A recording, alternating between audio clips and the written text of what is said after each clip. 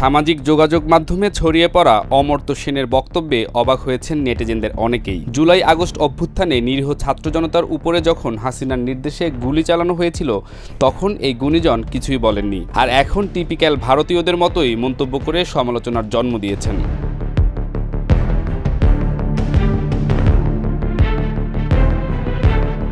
Nobel বিজয়ী অর্থনীতিবিদ অমর্ত্য সেন সম্প্রতি বাংলাদেশের রাজনৈতিক পরিস্থিতি নিয়ে উদ্বেগ প্রকাশ করেছেন। তিনি ডক্টর মোহাম্মদ ইউনূসের দক্ষতা ও নেতৃত্বের প্রশংসা করে বলেন, বাংলাদেশে গণতন্ত্র ও ধর্মনিরপেক্ষতা বজায় রাখা গুরুত্বপূর্ণ। একই সঙ্গে রাজনৈতিক দল নিষিদ্ধের বিষয়ে তিনি সতর্ক করে বলেন, আওয়ামী লীগকে নিষিদ্ধ করা হলে তা দেশের রাজনৈতিক স্থিতিশীলতার জন্য হুমকি হতে পারে। এছাড়া সংখ্যালঘুদের জীবনমান প্রসঙ্গে অমর্ত্য সেন বলেন, বাংলাদেশ ঐতিহাসিকভাবে সাম্প্রদায়িক সম্প্রীতির দেশ এবং এই ঐতিহ্য ধরে রাখা দরকার। তিনি আশা প্রকাশ করেন ভবিষ্যতের নির্বাচনগুলো স্বচ্ছ হবে এবং জনগণের মতপ্রকাশের স্বাধীনতা নিশ্চিত করা হবে। অমর্ত্য সেন বলেন, বাংলাদেশ ঐতিহাসিকভাবে সংখ্যালঘুদের প্রতি উদার এবং জামায়াতের মতো সাম্প্রদায়িক শক্তি নিয়ন্ত্রণে রেখেছে। দুর্ভাগ্যবশত ভারতেও মসজিদে হামলার ঘটনা ঘটেছে। বাংলাদেশ বা ভারত যেখানেই হোক এ ধরনের ঘটনা অবশ্যই বন্ধ করতে হবে।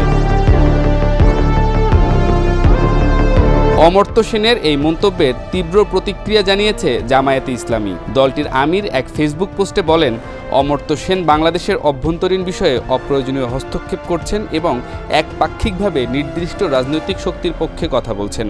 তিনি দাবি করেন, বাংলাদেশে গত 15 বছর ধরে ধর্মনিরপেক্ষতার নামে রাজনৈতিক দমন-পীড়ন চালানো হয়েছে। জামায়াতের আমির আরও বলেন, সংখ্যালঘুদের ওপর নির্যাতনের জন্য আওয়ামী লীগ দায়ী এবং অমর্ত্য সেন এটি এড়িয়ে গেছেন। তিনি বলেন, অমর্ত্য সেনের উচিত ভারতের সাম্প্রদায়িক পরিস্থিতি নিয়ে কথা বলা, যেখানে সাম্প্রদায়িক সহিংসতা বেড়েছে। তার মতে বাংলাদেশের জনগণ দেশের অভ্যন্তরীণ বিষয়ে বাইরের ব্যক্তিদের নাক গলানো পছন্দ করে না। অন্যদিকে বিশ্লেষকরা বলছেন, অমর্ত্য সেন একজন নোবেল বিজয়ী অর্থনীতিবিদ এবং দক্ষিণ এশিয়ার রাজনীতি সম্পর্কে তার গভীর বোঝাপড়া আছে। তিনি শুধু রাজনৈতিক বাস্তবতা নয়, অর্থনৈতিক উন্নয়ন, মানবাধিকার ও গণতান্ত্রিক অগ্রগতির বিষয়েও কথা বলেছেন।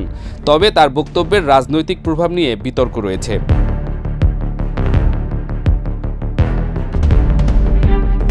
বাংলাদেশের বর্তমান রাজনৈতিক পরিস্থিতি, গণতন্ত্র ও সাম্প্রদায়িক সম্প্রীতি নিয়ে দেশ বিদেশের বিশিষ্টজনের প্রতিক্রিয়া আসতে পারে বলে ধারণা করা হচ্ছে।